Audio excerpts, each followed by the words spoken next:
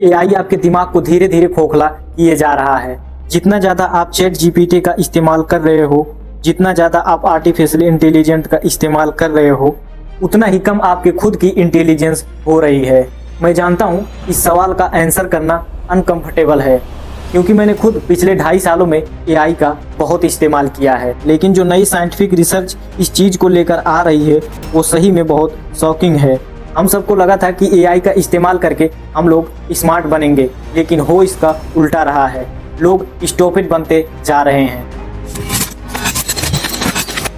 नमस्कार दोस्तों, आज से 10 साल पहले आप याद करके देखो कि आपको कितने नंबर याद थे। 7-8 फ़ोन नंबर्स, 4 फ़ोन नंबर्स या कम से कम 2-3 फ़ोन नंबर्स तो आपको याद ही रहे होंगे। और 2025 में आप देखिए कि आपको कितने फ़ोन नंबर्स याद हैं। लगभग 1 या 2 या वो भी नहीं होगा। ऐसा इसलिए है क्योंकि अब सब फ़ोन नंबर्स फ़ोन में सेव्ड होते हैं और ये उन्हें याद करने की ज़रूरत नहीं पड़ती है। इसी तरह आज से करीब 10 साल पहले जब आप कहीं जाते थे तो आपको रास्ते याद रहते थे।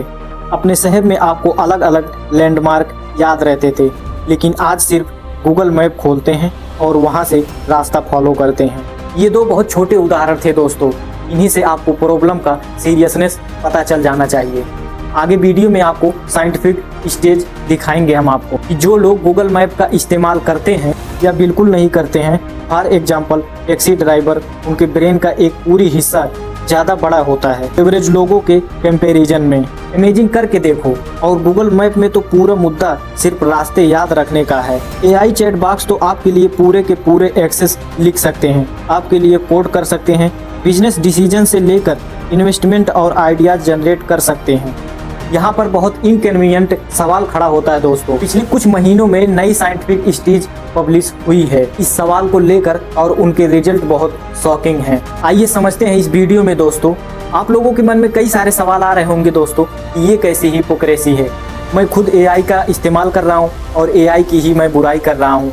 ये कोई हिपोक्रेसी नहीं है दोस्तों। मैं इसे जिम्मेदारी मानता हूँ और आपके सोशल मीडिया के थ्रू मैं कनेक्टेड हूँ। अगर सोशल मीडिया ना होता तो शायद मैं आज वीडियो भी ना बना रहा होता। लेकिन मैंने पिछले कई वीडियो में सोशल मीडिया का निगेटिव इम्पैक्ट का बहुत चर्चा किया है कि सोशल मीडिया एक ऐसी टेक्नोलॉजी है जो इंसानियत पर इम्पैक्ट रहा है। ओवरऑल इम्फेक्टिवली कहीं ना कहीं निगेटिव ही रहा है। सिमिलरली स्मार्टफोन में, जो मैं खुद का स्मार्टफोन ही यूज करता हूँ, स्मार्टफोन के जरिए मैं वीडियो बनाता हूँ, लेकिन फिर भी स्मार्टफोन एडिक्शन पर मैंने बात बहुत की है। इस पूरे वीडियो में मैंने बार बार समझाया कि कैसे स्मार्टफोन का एक बहुत ही हानिकारक इम्पैक्ट पड़ रहा है हमारी नई जनरेशन पर। तो इस तरीके से एआई की पूरी सच्चाई बताना मैं अपनी जिम्मेदारी समझता हूँ।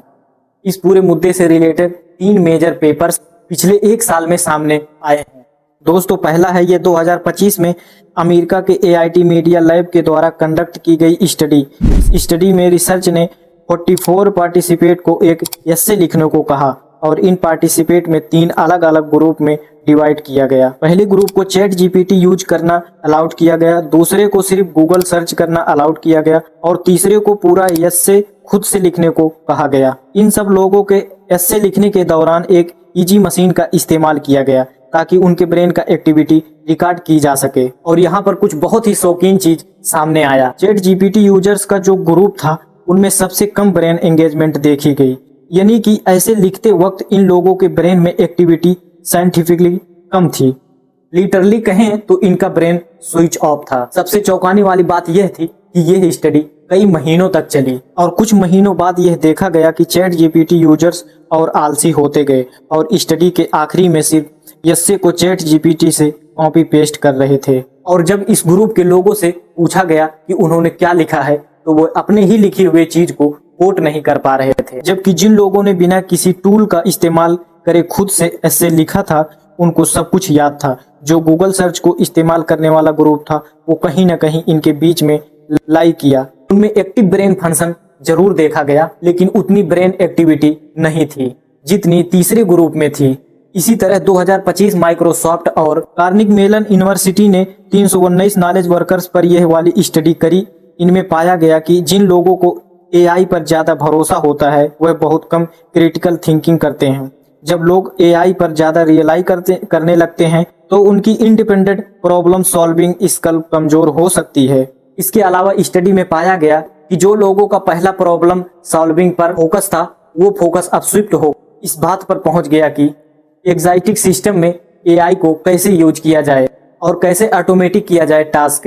तीसरी एक ये स्टडी है करीब 166 लोगों पर की गई। इसमें पाया गया कि फ्रीक्वेंट एआई यूज और क्रिटिकल थिंकिंग स्कोर में एक बहुत सिग्निफिकेंट नेगेटिव कोरिलेशन है। मतलब जितना ज्यादा एआई यूज उतनी ही क्रिटिकल थिंकिंग होती है। इसके पीछे ये रीजन बताया गया कॉग्निटिव ऑफलोडिंग।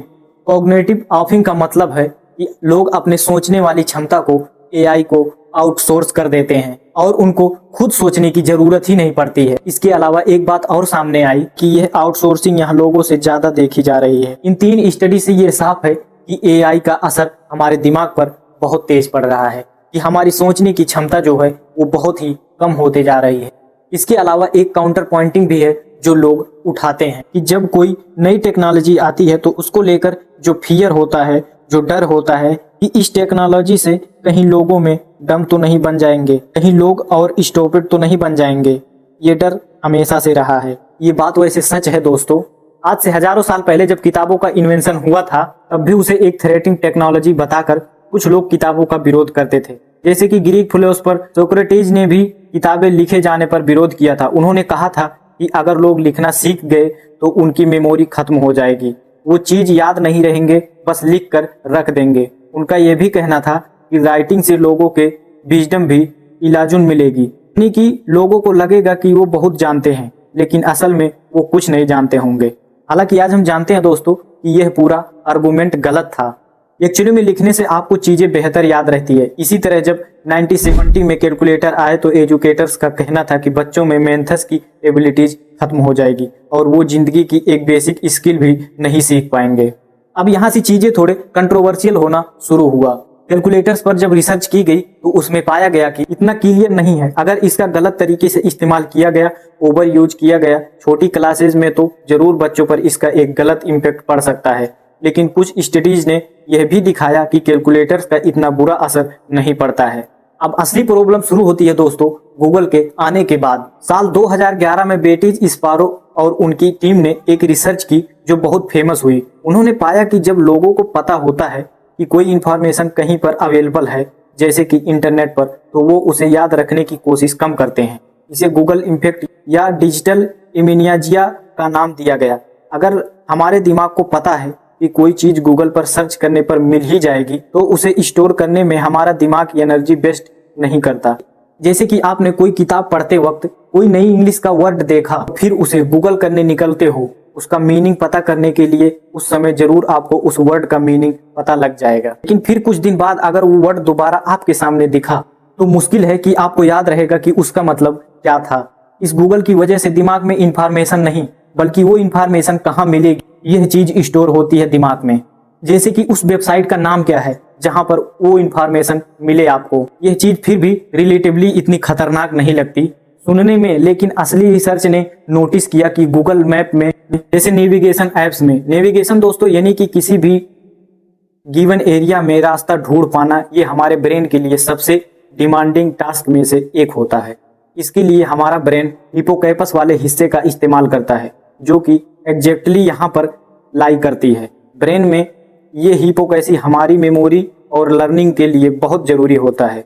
कुछ एंथ्रोपोलॉजिस्ट का यह तक मानना है कि नेविगेशन की वजह से इंसानों को याददाश्त की जरूरत पड़ी, और शायद इंसानों का जो एवोल्यूशन देखा गया उसके पीछे एक बड़ा कारण था नेविगेशन की जरूरत। नेविगेशन स्किल्स का इतना गहरा असर पड़ता है हमारे दिमाग पर कि ब्रेन का स्ट्रक्चर तक बदल जाता है। साल 2000 में पब्लिश की गई यह वाली स्टडी देखिए। लंदन में टैक्सी ड्राइवर्स के ब्रेन को एनालाइज किया गया और एक नॉर्मल इंसान के ब्रेन से कंपेयर किया गया।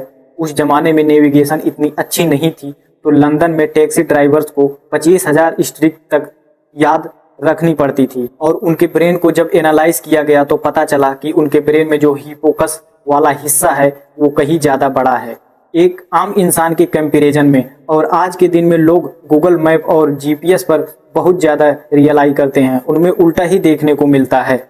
उनकी नेविगेशन स्किल्स कमजोर हो जाती है और बाद में वो रास्ते याद नहीं रह पाते क्योंकि उनका हिपोकस ट्रेन नहीं होता। अब यहाँ पर दिक्कत यह है कि हिपोकैम्पस सिर्फ नेविगेशन के लिए जरूरी नहीं है।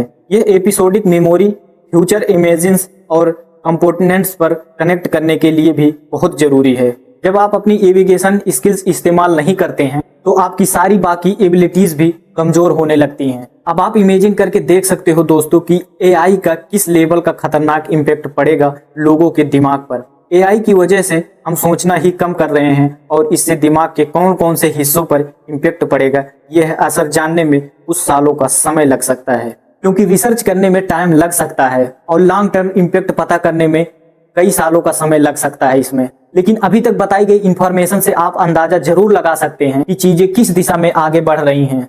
एक ह्यूमन ब्रेन बॉडी का सिर्फ 2% हिस्सा है, लेकिन 20% एनर्जी कंज्यूम करता है। इसलिए एवोल्यूशन ने हमें कंटिन्यूमाइजर यानी दिमागी रूप में कंजूस बनाया है। लेकिन सभी इंसानों की एक टेंडेंसी होती है कि हम किसी काम में कम से कम मेंटल एफर्ट्स लगाना चाहते हैं, और जहां भी कम दिमाग लगाने का मौका मिले वहां हम कम से कम दिमाग लगाते हैं। जब हमारे ब्रेन को पता चलता है कि कोई रिलेबल एजेंट उसका काम हैंडल कर रहा है तो वह एनर्जी बचाने के लिए खुद को स्विच ऑफ कर देता है। लेकिन इसमें प्रॉब्लम यह है कि हमारे ब्रेन को सीखने के लिए और लर्न करने के लिए फ्रिक्शन चाहिए। अगर कोई चैलेंज नहीं होगा तो कुछ भी नहीं सीखेंगे, और जब तक आप खुद को स्ट्रगल नहीं करेंगे, खुद से सोचेंगे नहीं, खुद से गलती नहीं करेंगे, फिर से ट्राई नहीं करेंगे, तब तक आपके ब्रेन का नेटवर्क स्ट्रांग नहीं होंगे। और दूसरी तरफ बात यह है कि एवोल्यूशन ने हमें हर उस टेक्नोलॉजी को अपनाने के लिए तैयार किया है जो हमारा काम आसान करती है। और यहीं पर दोस्तों एक पैराडॉक्स पैदा होता है, हमें अपना काम आसान भी करना है, लेकिन अपने ब्रेन को चैलेंज और कॉम्प्लेक्स से प्रॉब्लम सॉल्व करने के लिए तैयार भी करना है। एआई की वजह से सबसे ज्यादा खतरा उन लोगों को है जो किसी काम को बहुत डीपली करना नहीं जानते हैं, क्योंकि अब एआई की वजह से उनके दिमाग में वो सारे प्रोसेस डेवलप ही नहीं होंगे जो ग्रांट वर्क से आते हैं। ग्रांट वर्क यानी वो काम जो बहुत रिपोर्टेटिव और कॉम्प्लेक्स होते हैं। तो अब सवाल यहाँ पे ये उठता है दोस्तों कि अपना दिमाग एआई से ना लगाकर फिर कहाँ पे लगाएं। दोस्तों हमारा दिमाग एक मसल की तरह है, उसे जितना ज्यादा इस्तेमाल करोगे उतना ही अच्छा काम करेगा। तो अगर अपने दिमाग को मजबूत बनाना है, सोचने की शक्ति को बढ़ाना है, तो एआई से हटकर आप अपने खुद का दिमाग लगाओ, एआई का दिमाग मत लगाओ। दोस्तों ये इन्फॉर्मेशन आपको कैसी लगी? अगर अच्छी लगी तो वीडियो को लाइक शेयर कमेंट जरूर कर देना।